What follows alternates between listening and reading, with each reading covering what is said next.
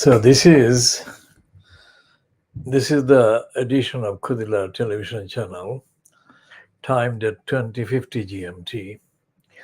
But this is starting a few minutes earlier. And Saturday, the 24th of September 2022. Now this edition contains a note about Hilary Mantel. Hilary Mantel is probably the only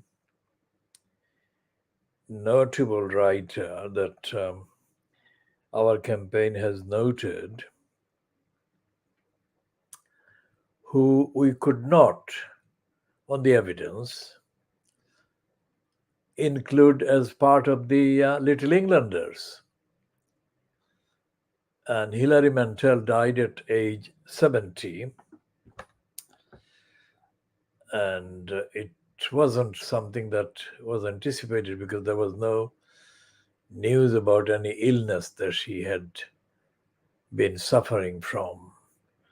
According to reports that I have checked in the last hour or so, she died as a result of a stroke, massive stroke. Now, Hilary Mantel, in terms of the presentation of her image, I noticed was mischievous. And it was a mischief of the highest moral standard. I would say, although I didn't have any, obviously, conversations with her, if I had a conversation with her, I think she would answer the question about her being mischievous in so many things by saying that she was being restrained, and mischief was a kind of cover to contain the outrage that she must have felt. I mean, no person in the sane England, as inhabited by the likes of Boris Johnson, could have written Woolfall. And the fact that she spent some years in what is called Saudi Arabia, and it gave her first-hand experience about some of the things that she has written about later, is significant, but she is not part of the Little Englander crowd.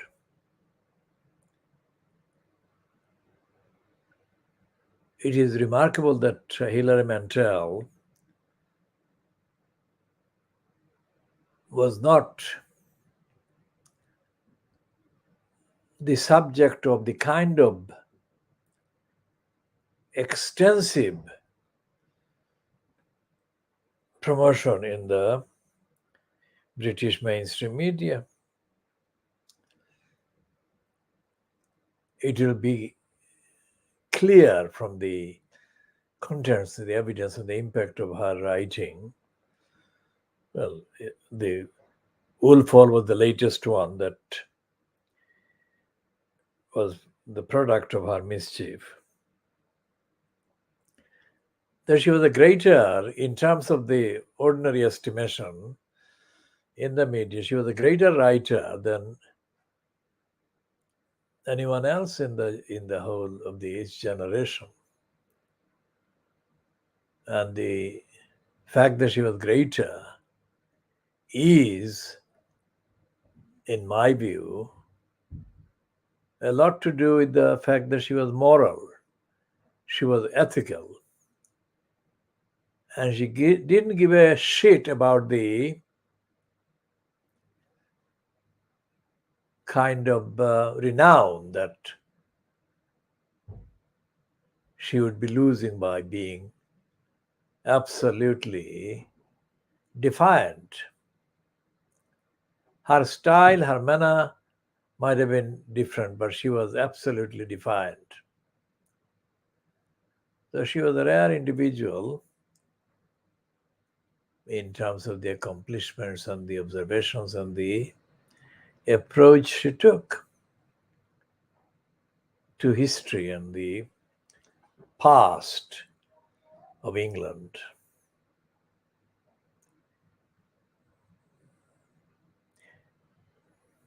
We shall talk more about Hilary Mantel in due course, but this is the first brief note about Hilary Mantel. And I would say that she went too soon. The like of Hilary Mantel is not to be found in quite a while, if ever.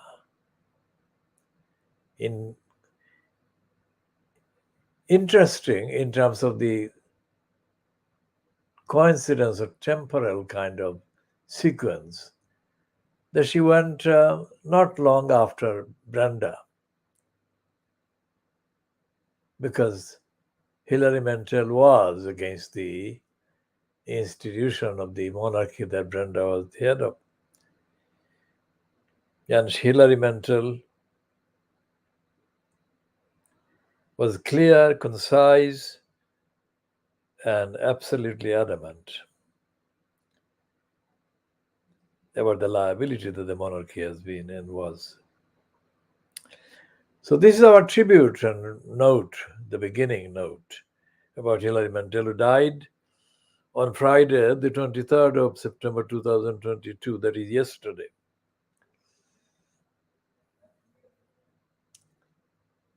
Now, the other things that we'll be talking about, of course, include the latest in Pakistan about Imran Khan. Now, I got a book. What is it? Is it showing? Well, it is a book published in 2019 in London, and it's called Cruikshank's London, a portrait of a city in 13 walks. Is Dan Cruikshank. And according to the BBC History magazine, in its estimation, its assessment of the book, the perfect guide to the hidden history of London streets. Now, obviously, Dan Cruikshank is a resident of Tower Hamlets, the Brick Lane area, but I don't think he recognizes Brick Lane, although he walks through Brick Lane quite a lot. But I don't think he recognizes the significance of Brick Lane at all. I mean, this one has got quite a bit about Shoreditch, which is the nearby, and he's also, of course, the writer of the book Spitalfields, published in 2016. Now, Spitalfields, of course, is the resistance by the establishment, the racist establishment, that wants to deny the existence of Brick Lane. Brick Lane is not the name of a street only. Brick Lane is the name of a community. And Cruikshank, I mean, I asked him about the campaign, the KhoodeelaarTV campaign, when we were in the middle of at the height of the campaign against the Crossrail hole. I saw him walking through Brick Lane, and I stopped him and I asked him what he was thinking about the Crossrail hole and related issues. Cruikshank was, for want of a better word, diffident. Remember Peter Hitchens? Peter Hitchens, I had stopped Peter Hitchens in the embankment shortly after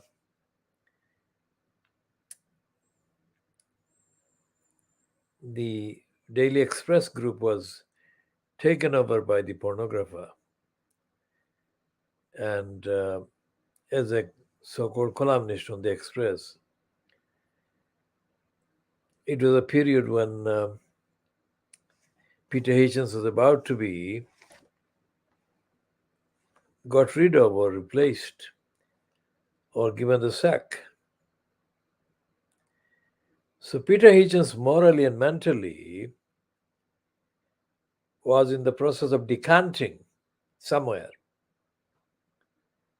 professionally decanting from the platform he had had for some years at the Daily Express group, or Daily Express group, yes.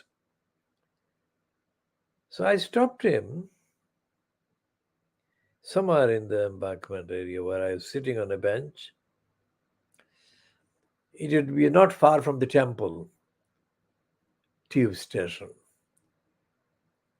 which is not far from the Strand, which is not far from the main complex of buildings called the Royal Courts of Justice.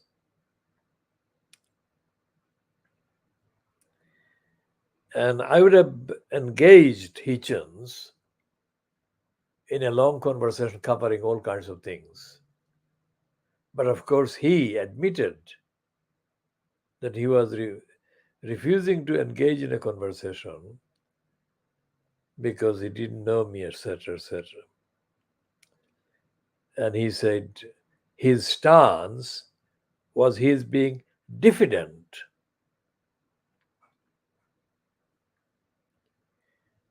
Now, Peter Hitchens is one of the pretenders on Fleet Street.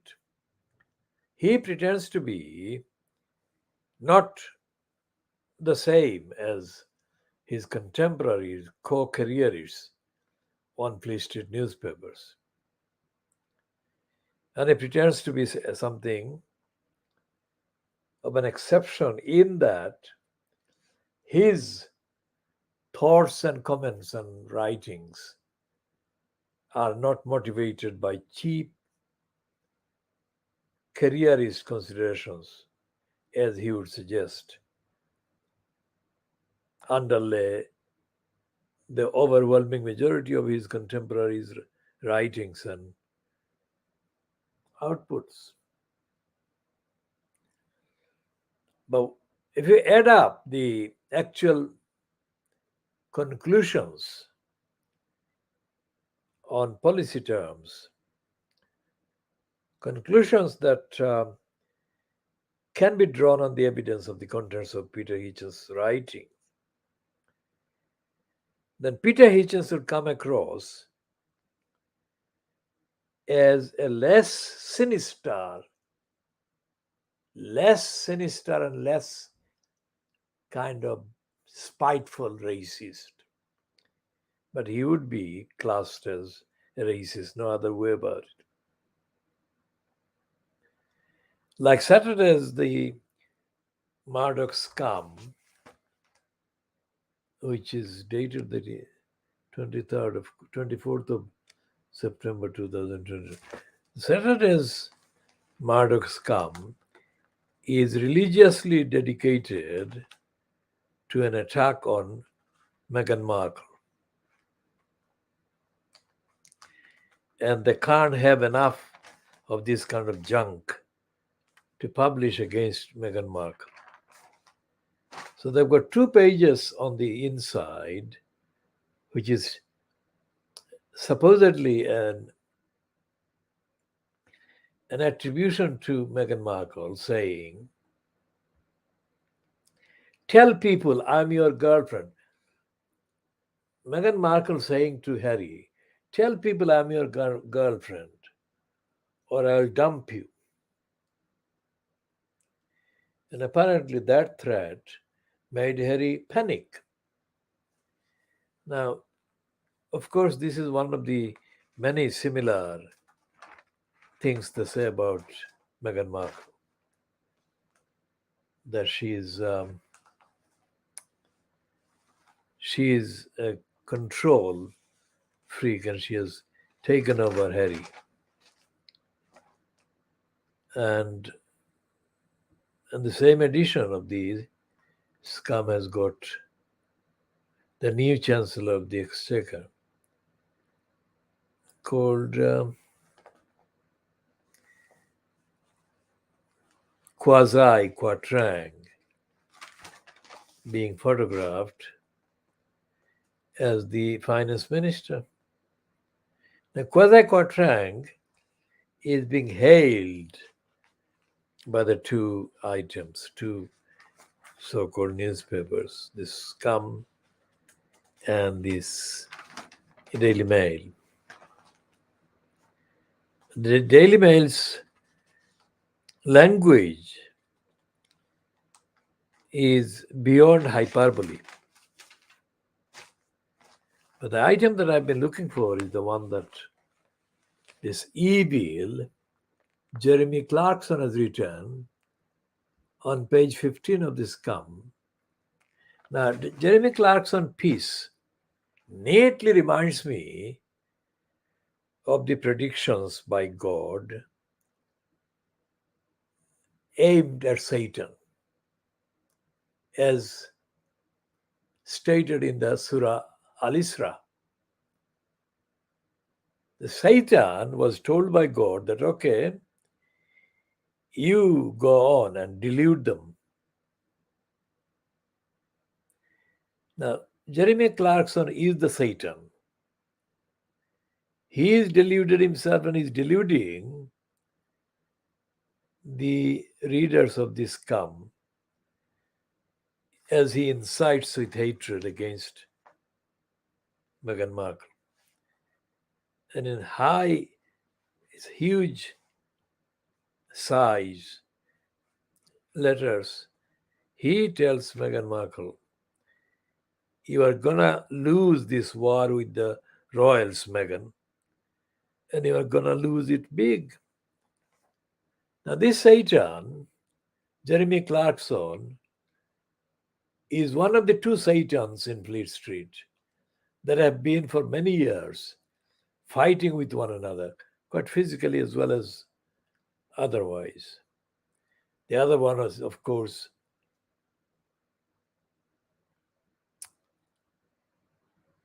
Pierce Moron.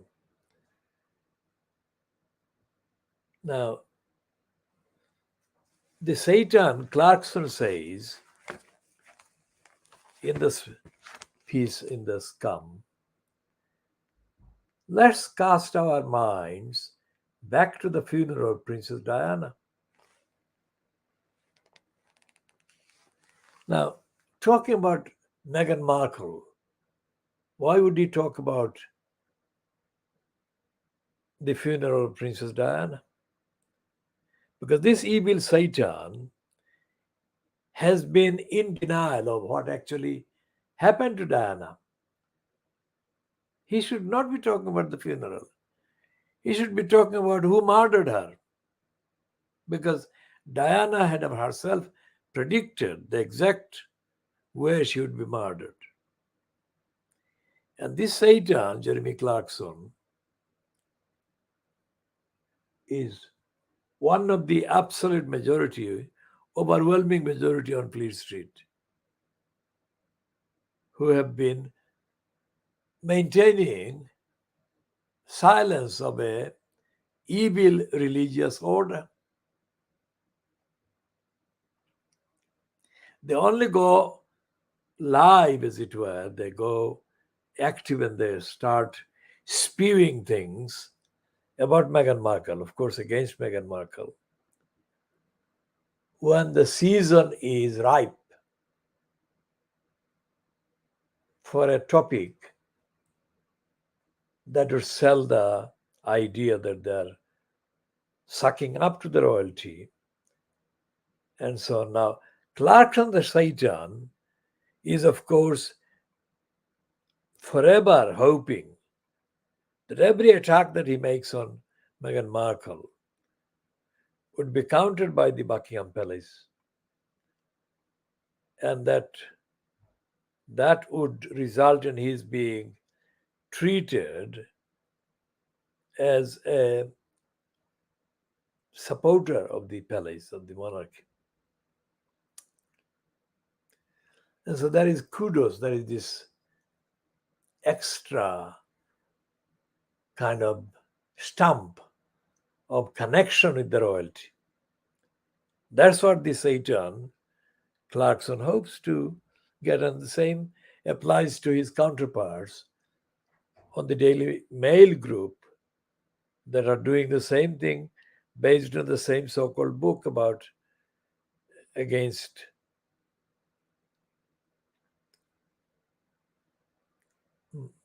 Angela Merkel and other people will be brought into the fray, because when the Brexit thing was going on, the likes of Jeremy Clarkson, Piers Morgan, and other racists increased their attacks on Angela Merkel, because they claimed that Angela Merkel was, of course, the main force behind the EU, which had to be destroyed, otherwise, England would perish. On the height of the extreme version of that perversion was, of course, the congenital liar Boris Johnson claiming that if the UK didn't leave the European Union, then the Turks would take over the EU and they would come to the UK. The millions of Turks would come to the UK. Now, if there is one word that frightens the hell out of the little Englanders, it is the word Turkey. Because Turkey still captures all the nervous kind of points and sums up the identity of the Muslims as the little Englanders want to see Muslims as. And Turkey is Muslim. So the Brexit thing was a consequence of the psychosis that had been prevalent for decades, for hundreds of years.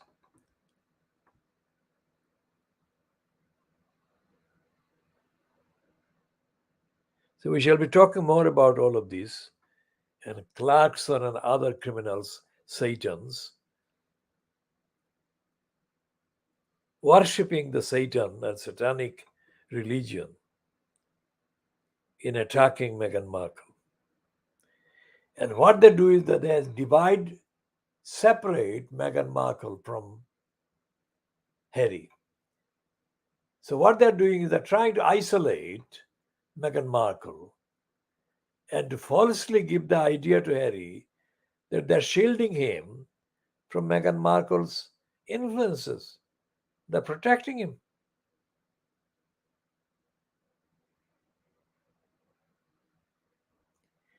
Now, that is an intentional lie, an evil tactic. The depravity is unconcealed.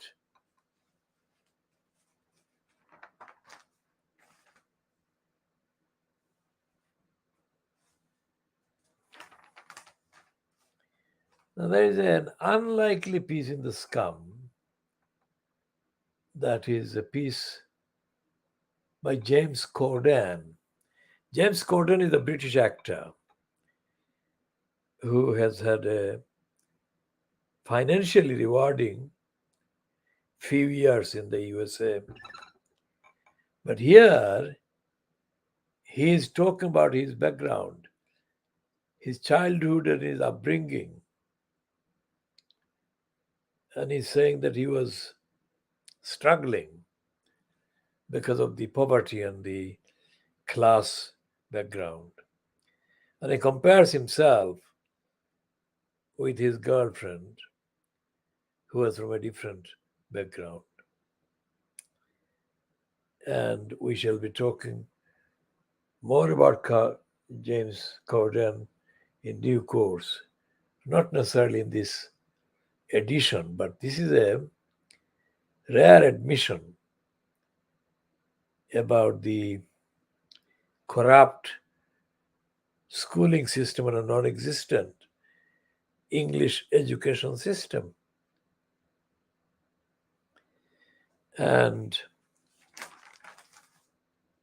there is, even more surprisingly, there is a 2-page spread about Leicester in the Scum of Saturday, the 24th of September 2022. This piece about Leicester is, of course, about the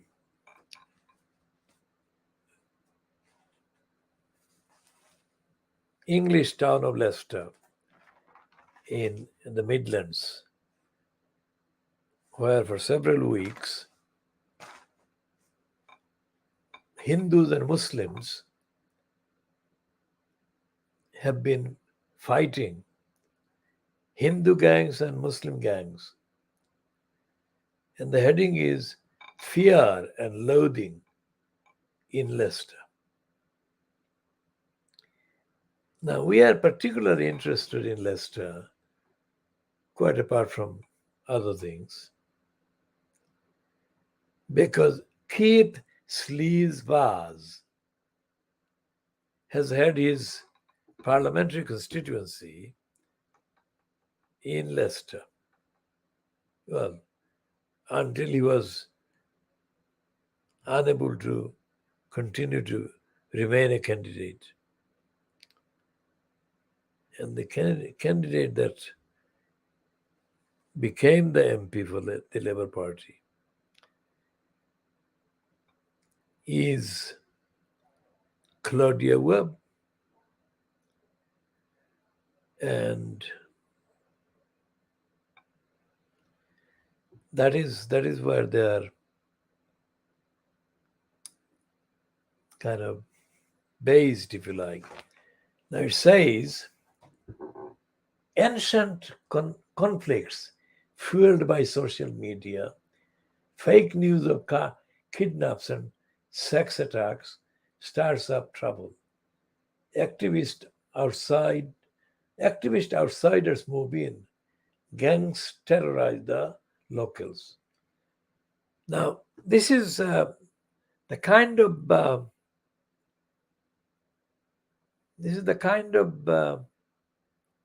leave us alone. We local Asians are not as bad as the outsiders who come in and hijack our issues. That was seen in Birmingham outside the mosques. Outside the schools. When the schools were introducing sex education into the curriculum.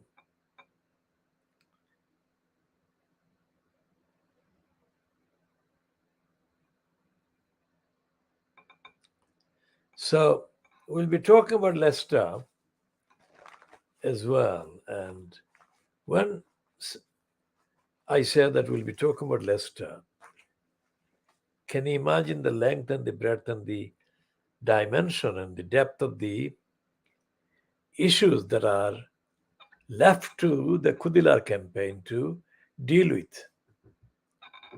It's not just between Hindus and Muslims in Leicester. Little England is in a state of degeneration, social degeneration, because the relationship, if there is one at all, between the African side of the population as opposed to the Caribbean origin, African side, Caribbean origin and African side one side, and the Asians on the other.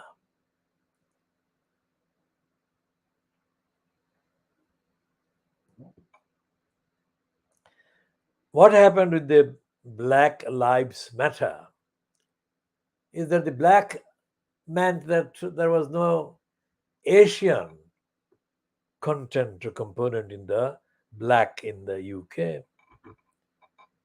So, who are the Asian people if they're not black in the sense that they're not white? Who are they? When I try to politicize the term black to include African and Asian, I try to do that in order to overcome the problem of unintentional misrepresentation. Because when it comes to the actual details of the experiences of the people in the community, relationships between black people of African and Caribbean backgrounds and Asian people of the background from the subcontinent, Pakistan, India, Bangladesh, and the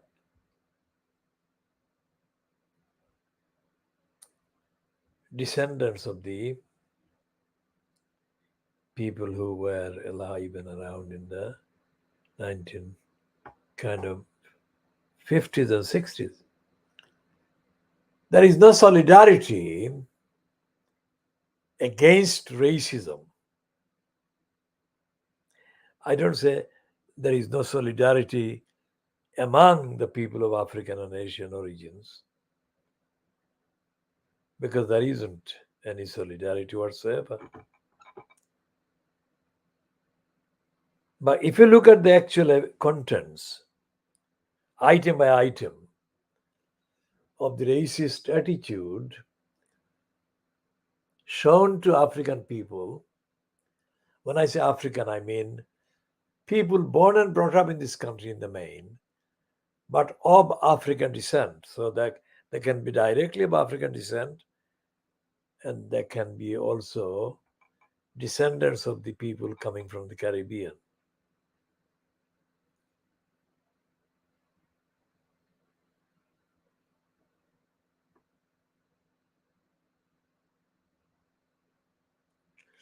So the relationship between the people of African and Asian kind of origins and backgrounds has not been recognizably, demonstrably one of solidarity.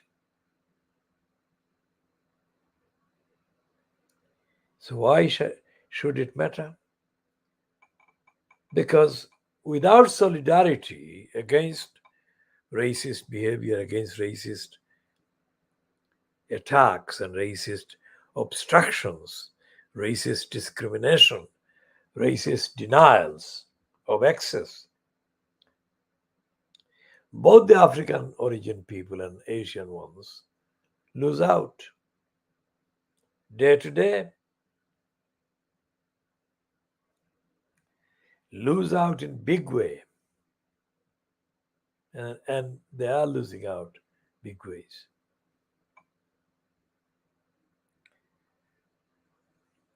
Even when it comes to very objectively defined engagements against races,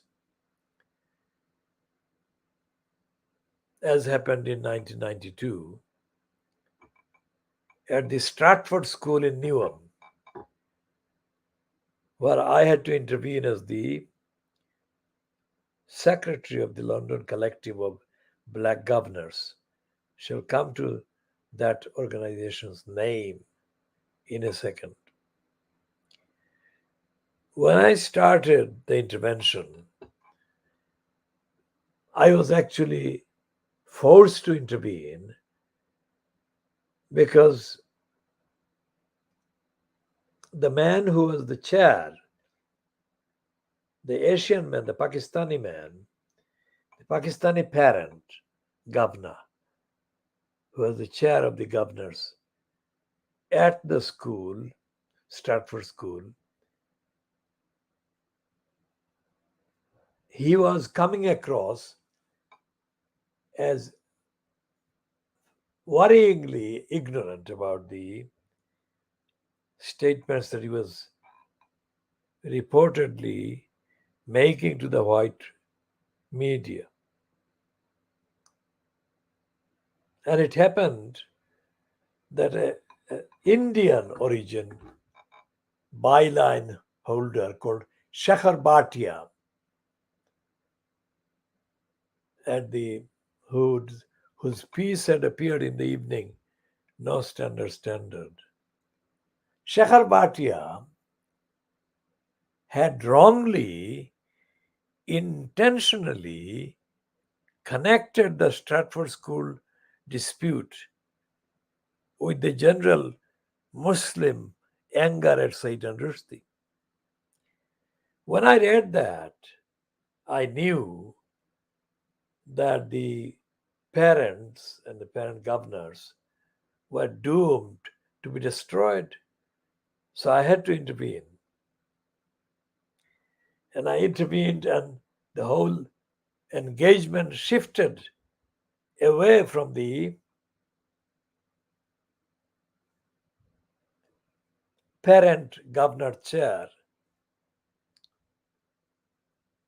to me.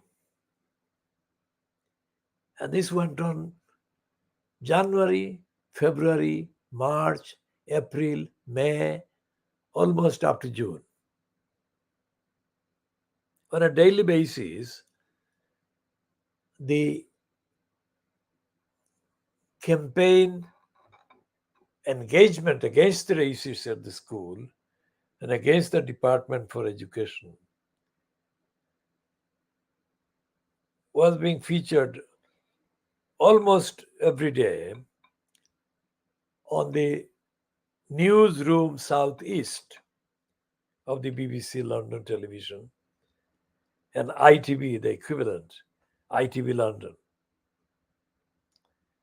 And the main newspapers that covered these issues were the Daily Telegraph, as represented by a reporter called Alistair McCall, and the Times, as represented by, what's his name? Matthew D'Ancona. Now, Matthew D'Ancona has since surfaced as a part-time kind of academic at the University of Oxford, etc., etc. Anyway, Matthew D'Ancona, Alistair McCall, and the BBC Newsroom Southeast had a female called Alison Jack.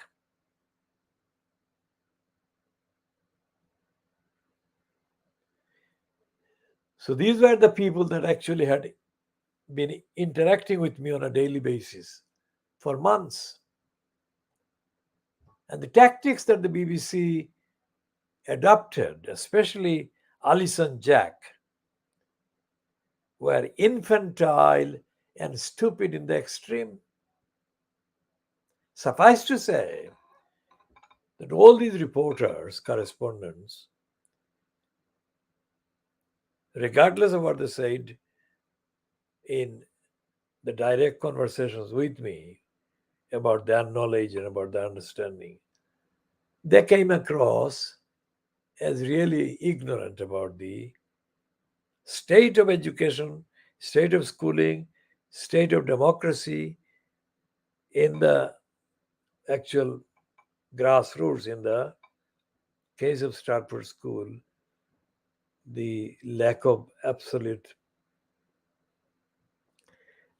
representation by the parents and the governors. That began sometime in January 1992, and it went on up to February, March, April, May, June. It went on further beyond that, but that is when the engagement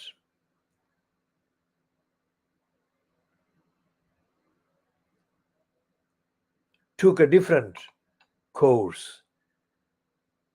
Why? Because the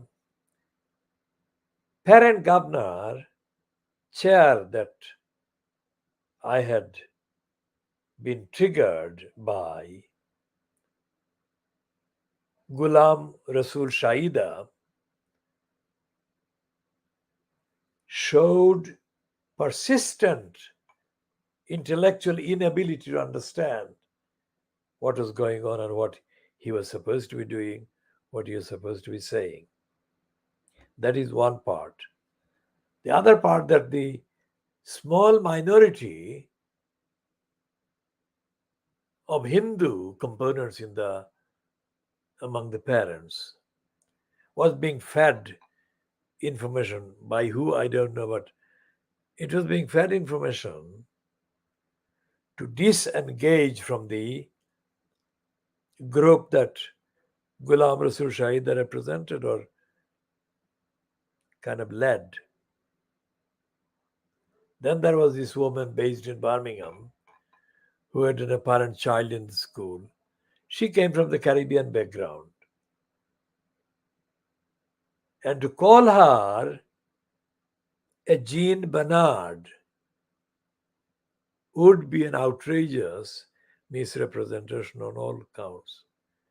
Jean Bernard was so comprehensively stupid that she made a career. In fact, she was rewarded by the racists, the Inner London Education Authority, for her stupidity. So this woman was from the African Caribbean background but had a child at that school. This particular parent refused to endorse the collective decisions that Shaida was making with my round-the-clock dedication. Now, I was sending faxes round the clock to the Telegraph, to the Times, to the BBC, to the ITV, and of course to the DES and the school.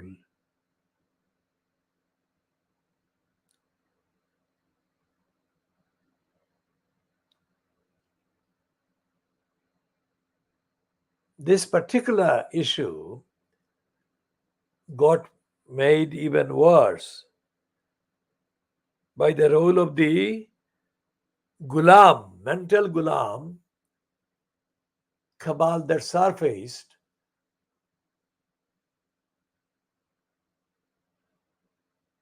as seen on that first edition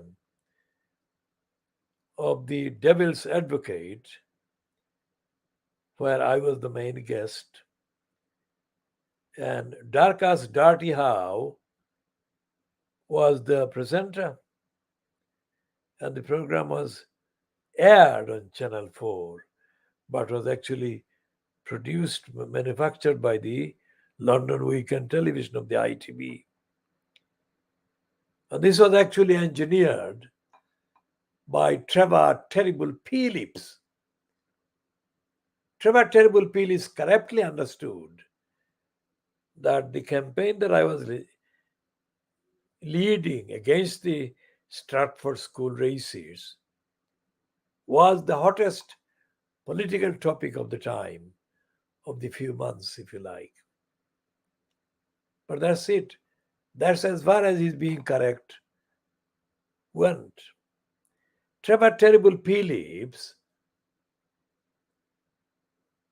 failed to properly brief Darkus Darty Howe. Darty Howe turned out to be as stupid on the issues about the school, Stratford School, as he had been on other issues that I had observed previously. But this time it was kind of, it's a face off between him and me. I was in the guest's chair, and dark as Darty Howe was putting to me stupidity after stupidity.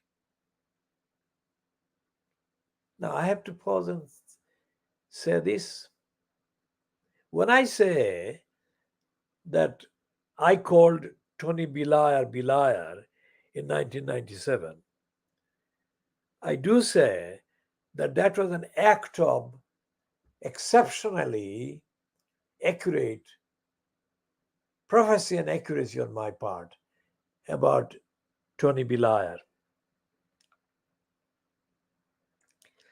When I confronted Zulfikar Bhutto in the 1960s at the Institute of Engineers in Dhaka in East Pakistan, and I demolished him politically, and I created the setting for the creation of Bangladesh by defeating him and making him absolutely determined to oppose anyone coming from East Pakistan with a legitimacy, electoral legitimacy, which I shall be adding to in future issues and on future programs.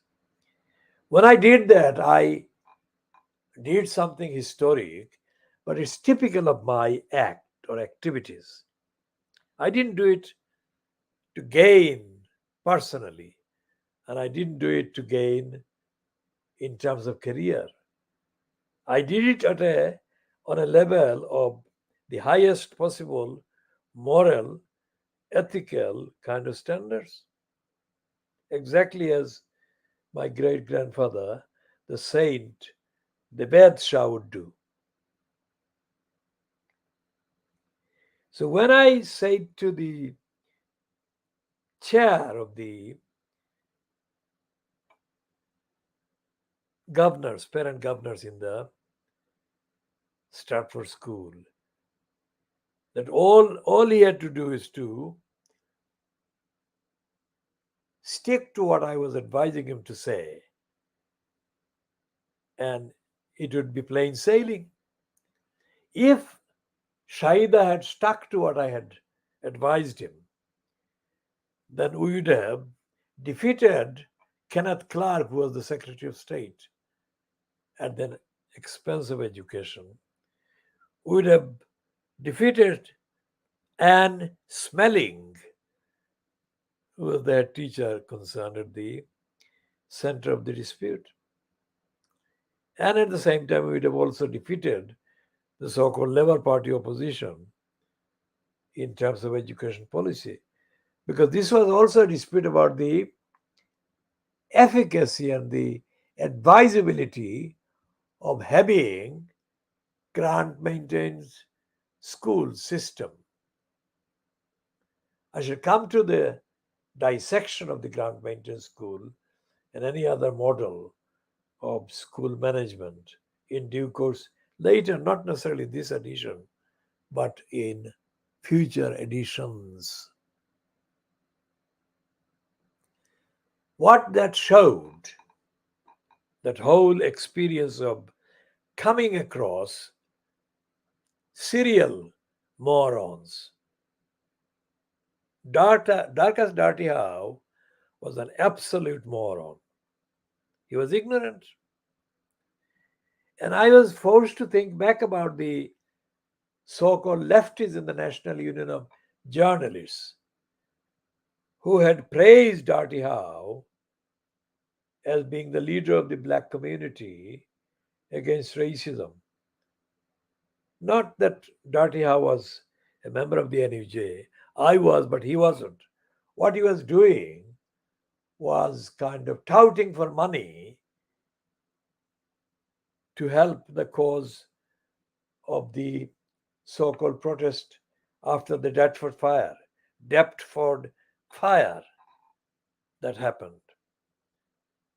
And I noticed that Darkas Darty Howe was openly saying to this white leftist NUJ morons that he, Dirty Howe, didn't want these white people to tell him what to do or tell the black community what to do about the fire, Deptford fire, and the communities campaign.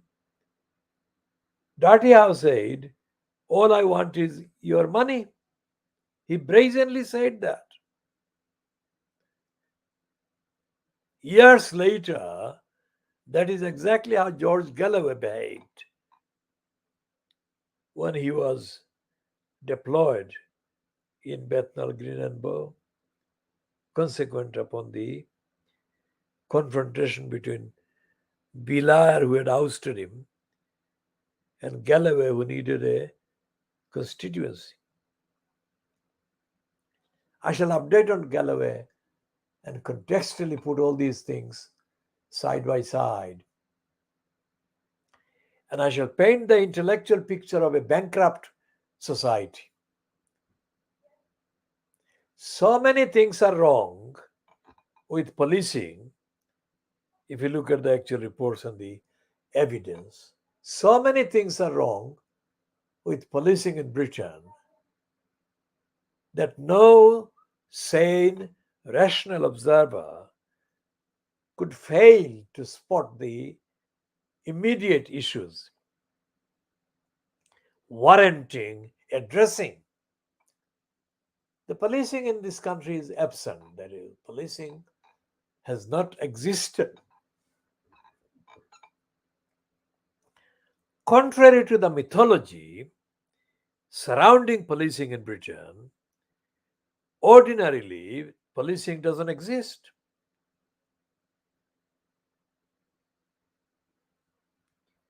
So, any collection of basically intelligent members of parliament should have been able to address the absence of policing. The policing is there, but the police are an extension of the empire of the queen or the monarchy. So, various experiences of entering the building called the House of Parliament. I've stopped trying to go into the building because it's boring. But various previous experiences have shown to me that the police control of the people entering there is dysfunctional. That the administration of the various offices in the Houses of Commons and Houses of Parliament, so lords, so called, are kind of ramshackle. And yet, there is nothing, no change takes place, no accountability happens. If there were any accountability, then the thief called Paula Monzila Uddin, how could this thief get away with stealing hundreds of thousands of pounds by falsely claiming housing kind of benefits, if you like, claiming that her actual house was not hers, when she was actually paying herself the allowances? She was doing so on the basis of brazen fraud. And there was no source, no invigilator, there is no inspector in the whole process down the line in the House of so-called peers who spotted the fact that Paula Monzila Uddin was a thief embarked on a series of daily thefts by posing as a baroness. Now, when she was deployed in the London Borough of Tower Hamlets as a women champion Bengali, I told them that this was a criminal. But the racists in the women's side were adamant that Paula Munzila should be promoted. They said that she was talented, she was this, that, and the other. She was nothing of the kind. The only talents Paula Munzila has is as a criminal.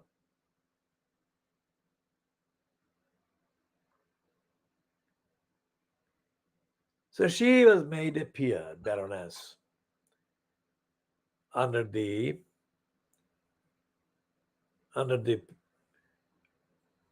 kind of regime of the Belair Gordon Brown kind of years.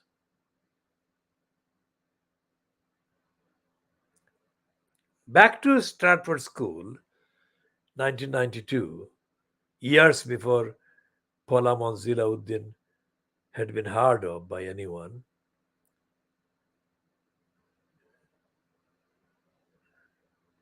When I confronted the Department for Education and the others, etc.,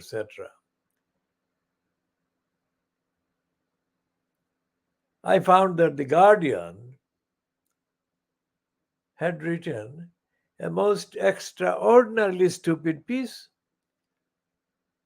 because it began by describing me as a world-class hero, literally, and the piece ended, completely illogically, by listing Ken Livingston, Peter the racist Newsom, and assorted other morons, racists, describing how I had been agitating against them, stopping their meetings, etc., and how they had been instructing security personnel at their various buildings to stop me entering the buildings.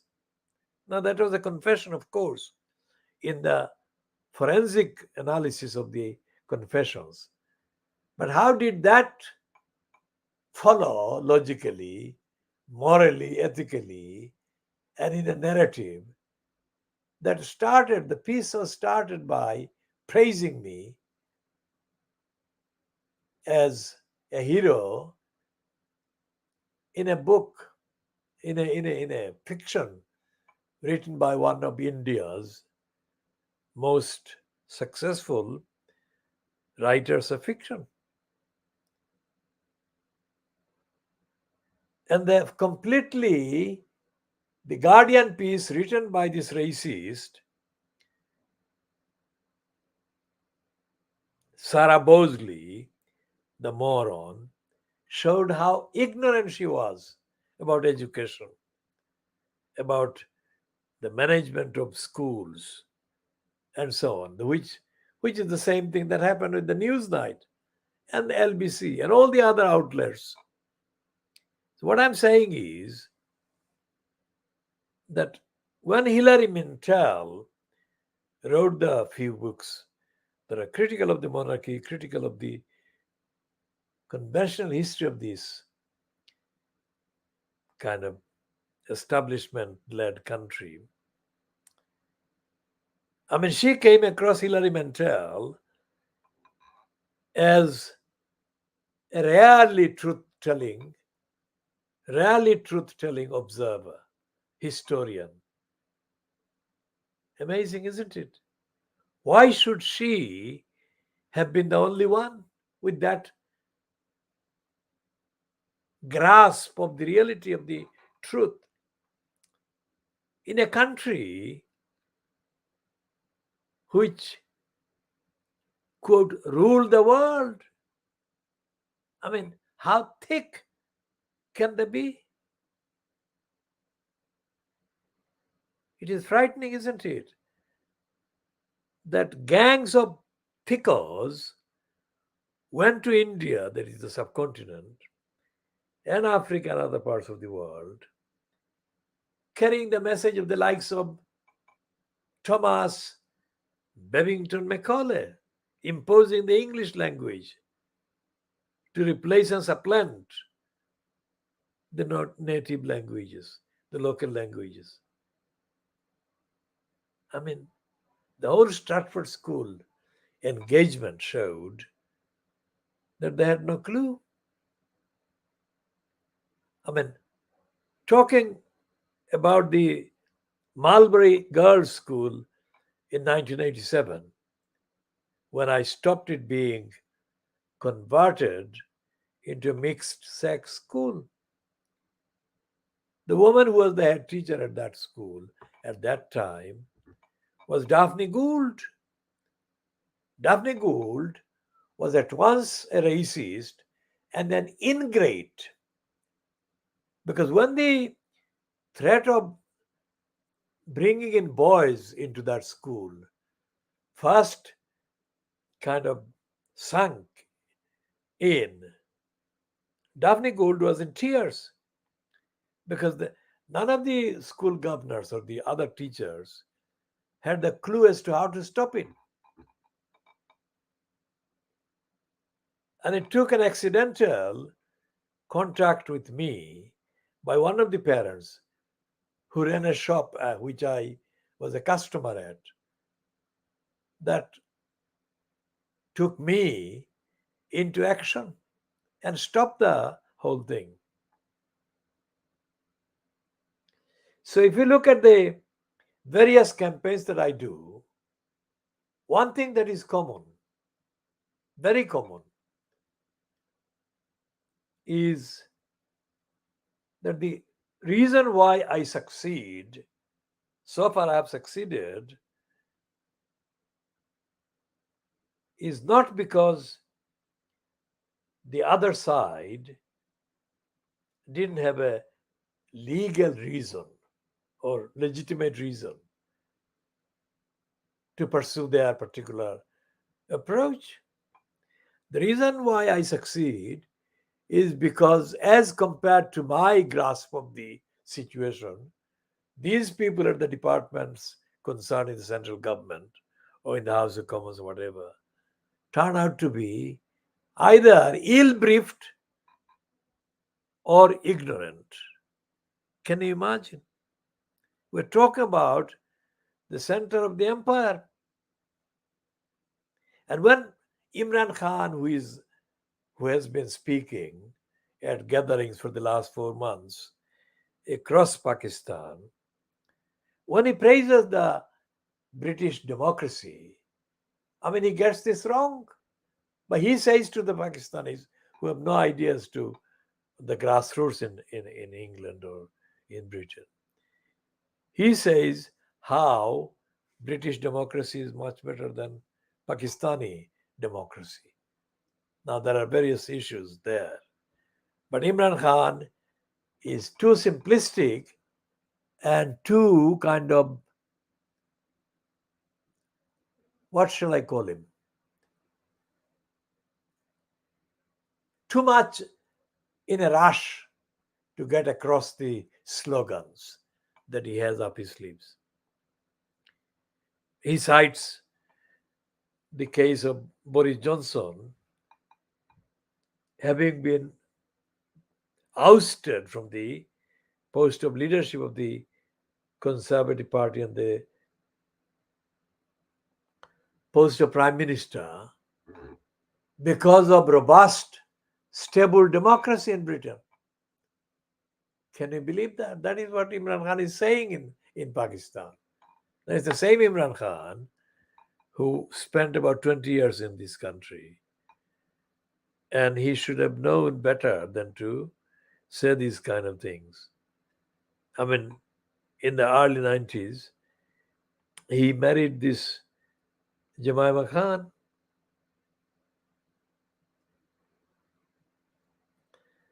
And Jemima and Imran have had 2 sons. So Jemima and Imran are forever related. No matter how divorced they are forever related because they have 2 children between them.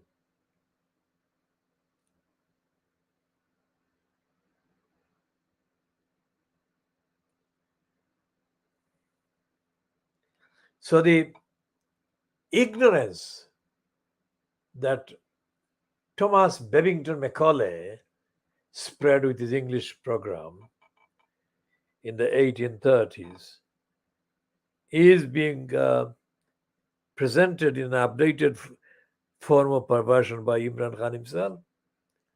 I don't think Imran Khan means to do that, but I'm saying as an observer that that is what is happening.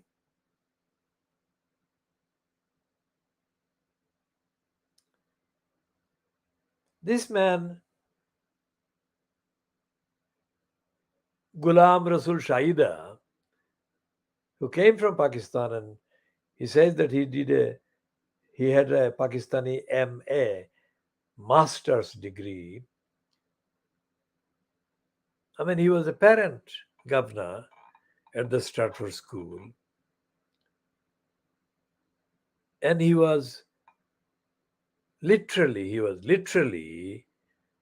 illiterate, if you like, in terms of the basics about schooling, about education, etc., etc.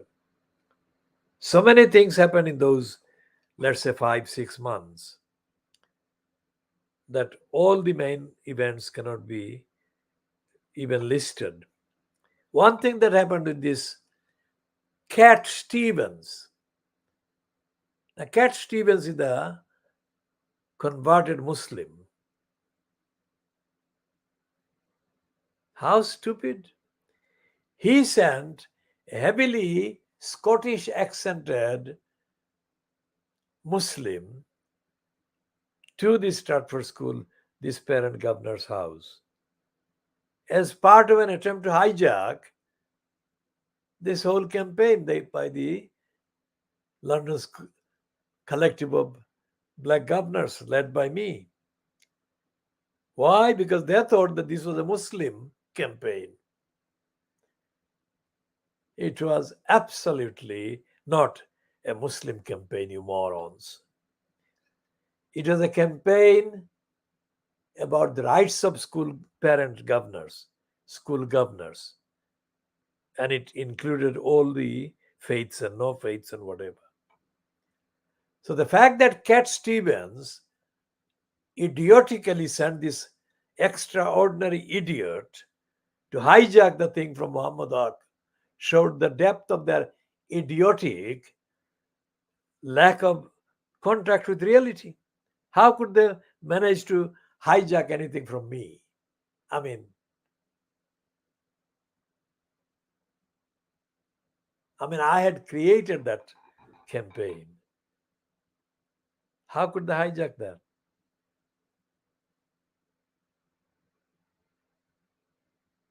And that showed the shallowness of the likes of Cat Stevens. I was not running a fundamentalist Muslim campaign. I had Muslim members, I had non Muslim members, and so on. And I had to accommodate all faiths and no faiths at all. Everything I said in that encounter with Darkus Dirty How stands valid. And everything Trevor Terrible P-Leaps plotted collapsed, because they had in the studio, this was a school based in Newham. Stratford School was not a school based in Tower Hamlets. So look at this. In the launch of this Devil's Advocate, I was the main focus of the debate.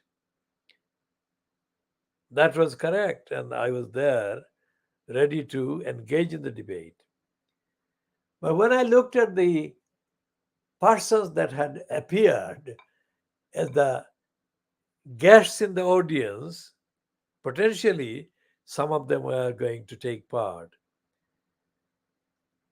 I was embarrassed with shock, because they had Usman Ghani and they had a Scumboy and few others from Tower Hamlets. Well, Osman Ghani lived in Newham theoretically, but his main links were with Tower Hamlets.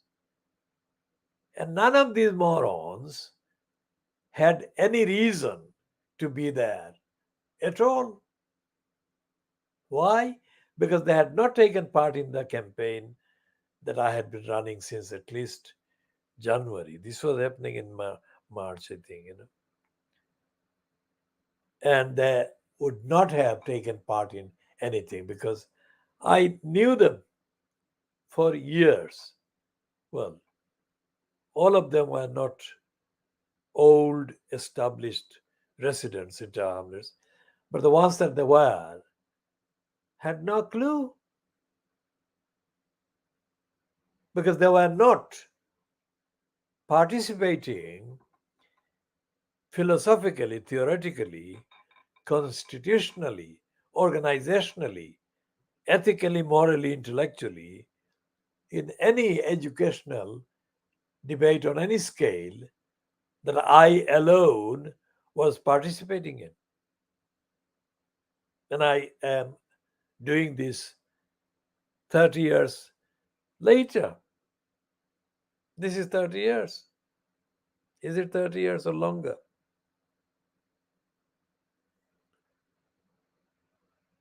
So it is astonishing that all the members of parliament, the ministers, the prime ministers, because Saturday's headlines in the Fleet Street papers, well, typified by the stupid Daily Mail. It says, at last, a true Tory budget. Anyone who knows about budget, who knows about economics and the various links and the monetary policy and all the other things, would reject that headline. It's not there is no such thing as a Tory budget. A budget scientifically has to be non-partisan and it has to be based on evidence. Now, what quasi Quatrang as a stooge has been made to do by Lies, Truss, and others controlling her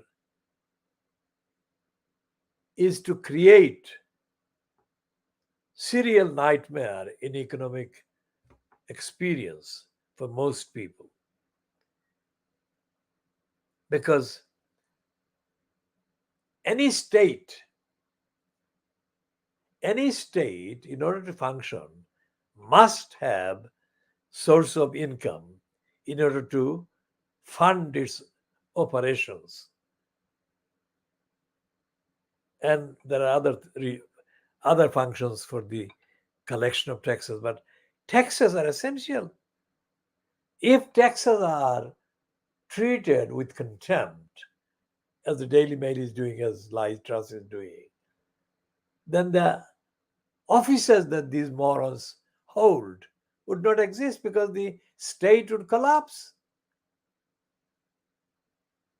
So we are going through a vicious cycle of ignorance and stupidity and basic denial of the basic facts of the on the part of these people. So I'm saying again, when Boris Johnson, the congenital liar, boasted that he was the new Churchill, and the Fleet Street promoters added to his praising himself, saying that he is a classical scholar in Greek and he can read original Greek. Now, any real student of language or languages would know that ability to read or write or understand a particular language is not the same thing as inherent intellectual superiority. Because no language by itself contains any inherent superiority. It is the persons using the language whose unique intellectual abilities make that particular usage any different. Otherwise, all languages are functionally more or less the same. So when they said that he can read the Greek in the original, they were showing their own stupidity, ignorance about languages. And we go back to Macaulay's time, and Macaulay was saying that all the languages in use in the subcontinent were obsolete and useless. He was saying that the Arabic was bad, the Urdu was bad, the Sanskrit was bad, the Hindi was bad, and the only thing that was good was English. Now, when they imposed English eventually, long after Macaulay had actually written that stupid essay, English did not improve the quality of the people. English only became a vehicle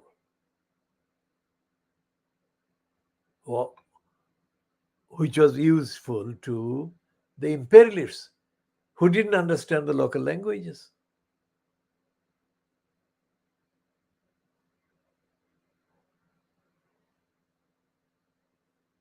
And so on.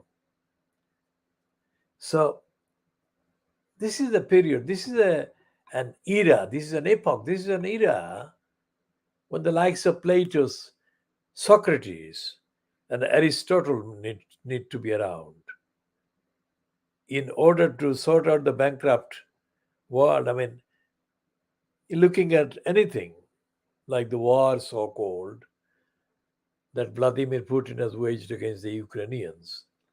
I mean, why should he have done that?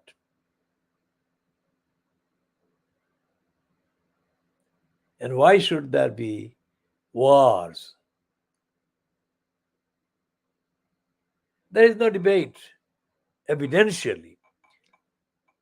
There is no debate evidentially on common sense as to why all the weapons must be destroyed. If they seriously talk about saving the planet,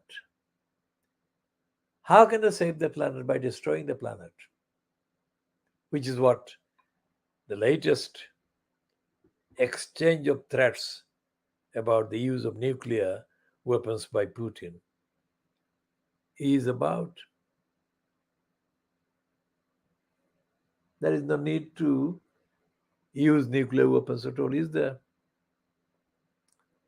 Because it is definitively counterproductive about the whole future of humanity and the planet.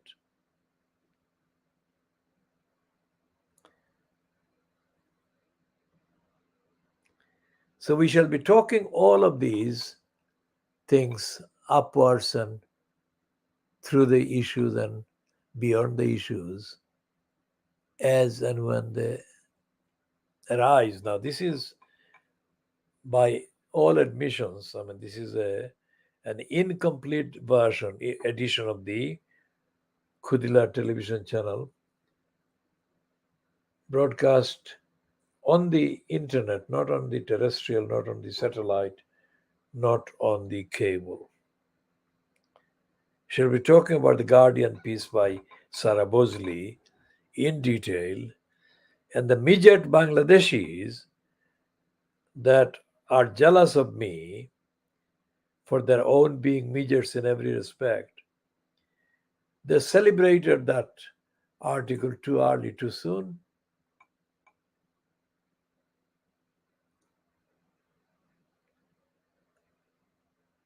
So we're talking about that kind of celebration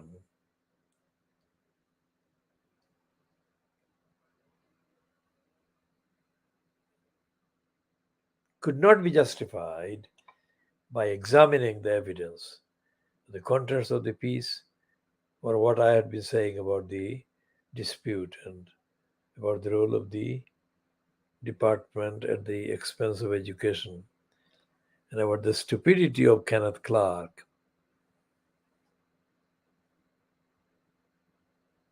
The Labour Party has not got an education policy,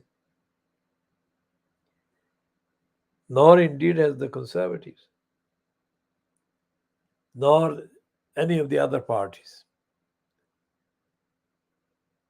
And the baggages of books and theories about education management that are peddled by the commercial houses and groups,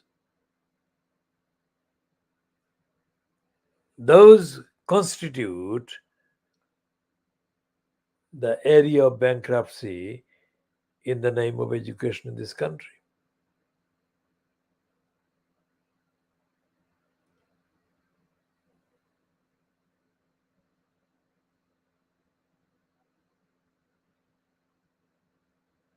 So this is coming to, what time is it now? This is coming to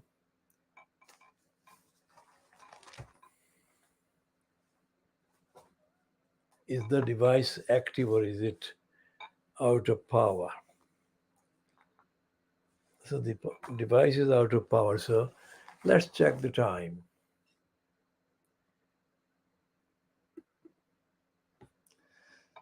This is now UK time is 23:07 UK time, which would be 22:07 GMT on Saturday, the 24th of September 2022. And we have been broadcasting for 1 hour 22 minutes approximately.